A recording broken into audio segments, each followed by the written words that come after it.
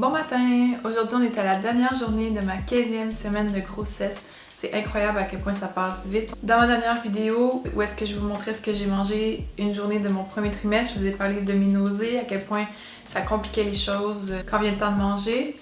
Et dans la dernière semaine du premier trimestre, ça s'est beaucoup amélioré. Et à la 13e semaine, j'ai complètement arrêté d'avoir des nausées.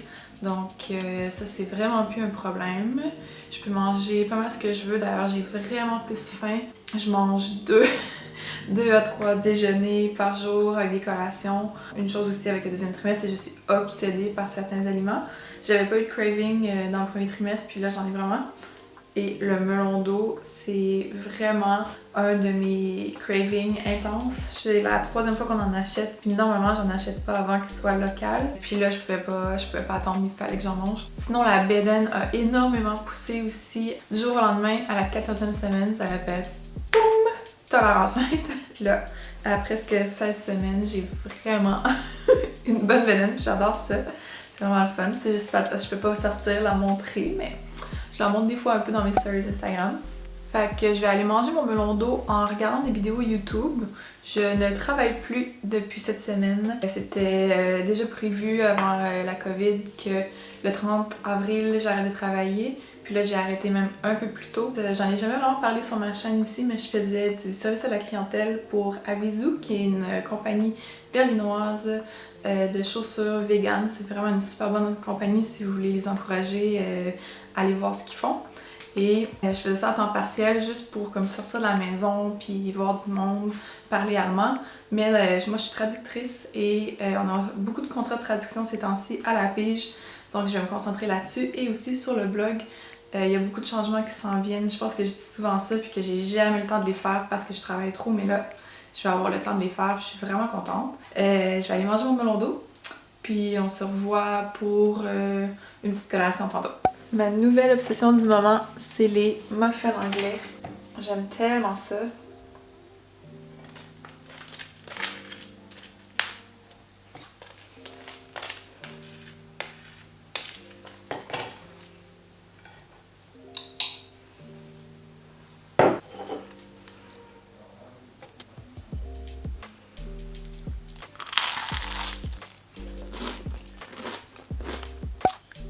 C'est le temps de dernier petit snack pour ce matin. Du yogourt d'amande avec des petits fruits congelés, des bananes, de la noix de coco râpée et du son de blé parce que c'est riche en fer.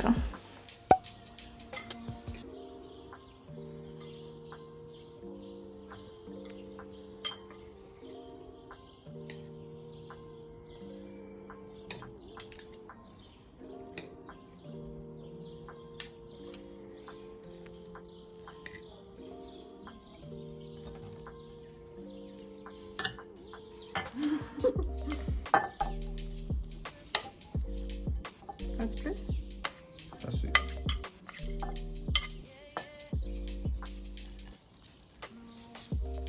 Bon, je suis à 16 semaines et 2 jours et ça fait déjà quelques jours que je sens des petits... un peu comme des petites bulles, des petites pichenottes dans mon ventre. J'étais pas certaine à 100% que c'était le bébé parce que la plupart des femmes sentent les mouvements seulement autour de la 20e semaine, mais ma sage-femme m'a expliqué qu'on pouvait le sentir avant, c'est juste que c'est tellement comme faible que souvent on pense que « Ah non, tu sais, je suis juste ballonnée » ou c'est autre chose. Fait que là, je suis vraiment contente parce que je l'ai senti clairement. Cette nuit, je l'ai senti encore aujourd'hui, je l'ai senti cet après-midi. Puis là, je vais vous montrer la bédaine. Salut toi! Comment ça va? Mais non, c'est pas papa. Bon. Alors, voilà la bédaine. Comme vous pouvez voir, c'est quand même assez clair là, que je suis enceinte, surtout avec une robe moulante comme celle-là. Je suis vraiment contente parce que je m'attendais pas à avoir une bédaine avant environ la 20e semaine, étant donné que je suis quand même faite toute petite. Puis ma mère, ça l'a pris des mois avant de paraître, sa bédaine. Elle pesait moins de 100 livres avant d'être enceinte, puis ça a été vraiment long. Puis moi, à la 14e semaine, ça l'a fait poup, un petit peu. Puis là, ça augmente sans cesse. Fait que voilà, je trouve ça tellement hot. Allô bébé! Bon, il est 5h30, je m'apprête à préparer le souper. Je suis tellement fatiguée, j'ai passé la journée à travailler sur le blog et on avait aussi un gros contrat de traduction à terminer, donc on a fait ça aujourd'hui. Normalement, une soirée comme aujourd'hui, probablement qu'on serait juste des pâtes, mais j'ai un repas en tête depuis plusieurs jours, fait que je vais faire ça. Puis ces temps-ci, je bois énormément d'eau citronnée. De l'eau super froide avec du jus de citron frais dedans, c'est comme mon deuxième aujourd'hui. Ça fait qu'il faut tout le temps que j'aille aux toilettes, mais c'est pas grave, ça vaut la peine. J'ai tout le temps soif, c'est super rafraîchissant.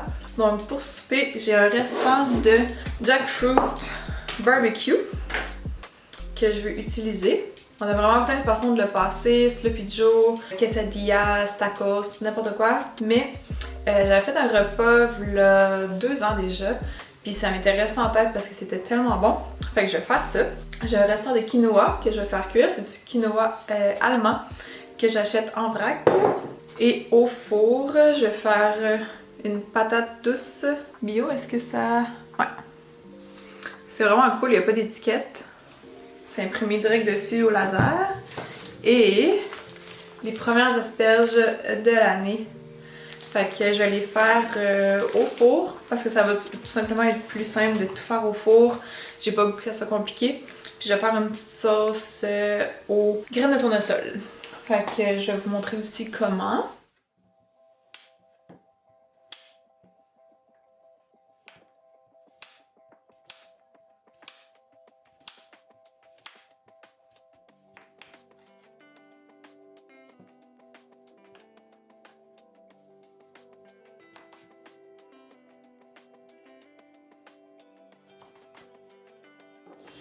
Je vais les faire vraiment super simple avec de l'huile d'olive et du sel, tout simplement.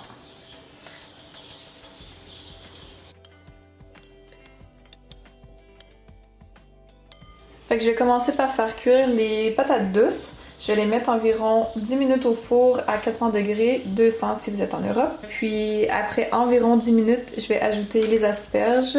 Entre-temps, je vais aussi commencer mon quinoa. Donc c'est un peu une évidence, mais quand on n'est pas habitué en cuisine, on y pense pas toujours. C'est de penser à qu'est-ce qui prend le plus de temps à cuire. Dans ce cas-ci, c'est les patates douces. Donc je pars les patates douces, ensuite je pars le quinoa, je prépare mes asperges et après une dizaine de minutes, je peux ajouter mes asperges à mes patates douces dans le four. C'est pas plus compliqué que ça. Une autre chose aussi avant de partir le reste, je vais faire ma sauce. C'est vraiment pas compliqué, je prends une tasse de graines de tournesol. C'est aussi facile à trouver en vrac, c'est local, c'est plus local que les cachous, mais le goût est un peu plus intense. Donc ce que je fais, je les fais tremper dans l'eau bouillante pendant que je prépare le reste, puis ça va vraiment aider à enlever l'espèce de petite amertume.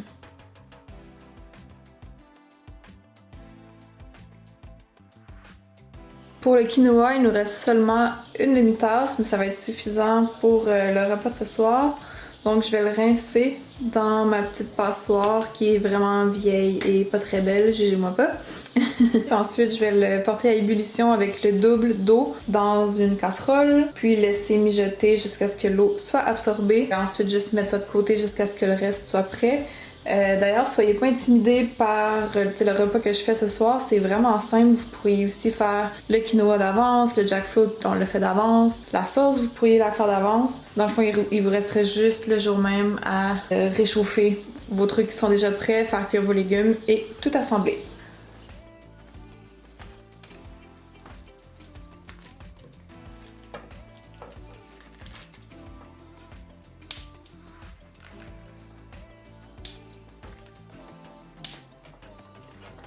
On n'a pas vraiment besoin de couper les asperges.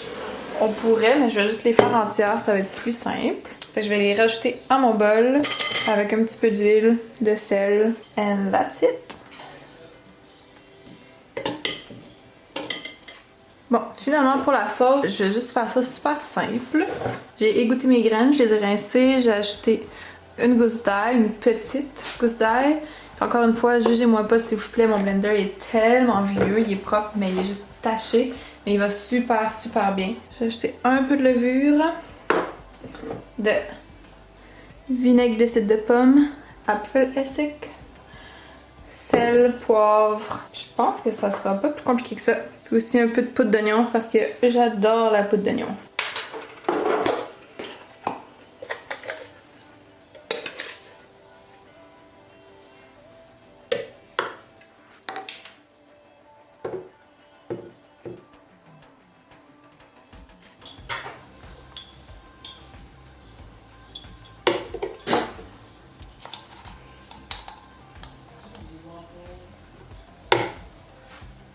quoi que t'as commandé à part les Ruffles?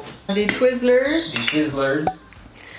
J'ai commandé des Rockets. Tu sais là les... Des Rockets, ouais, les bonbons durs. Ouais, comme les petites pilules. Là. Ouais. J'ai commandé aussi... Attends là. Oh, des Fun Dips. Je vais commencer avec une demi-tasse d'eau. On va voir si c'est suffisant, puis sinon j'en ajouterai. C'est super épais, fait que je vais ajouter un autre quart de tasse d'eau.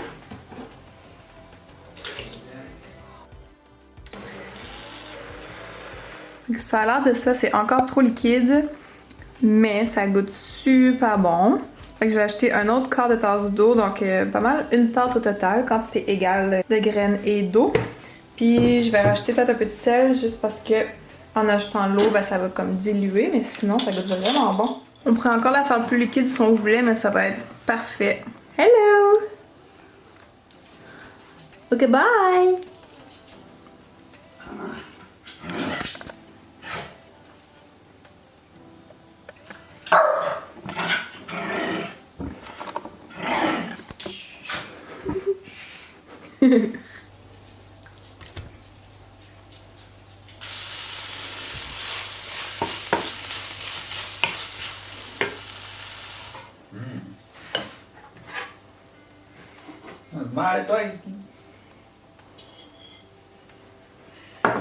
Très bonnes les asperges. Ah, yeah.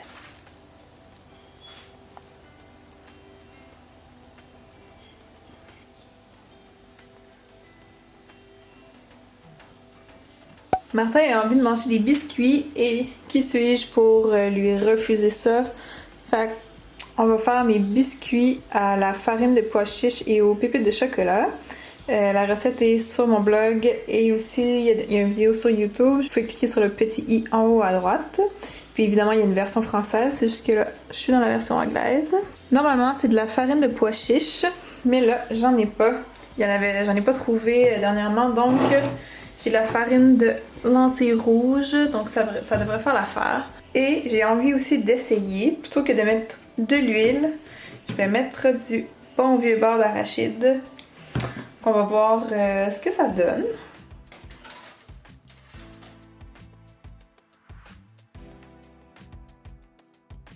Qu'est-ce que tu fais? On est en train de goûter à nos premiers biscuits. Martin est déjà rendu à son deuxième.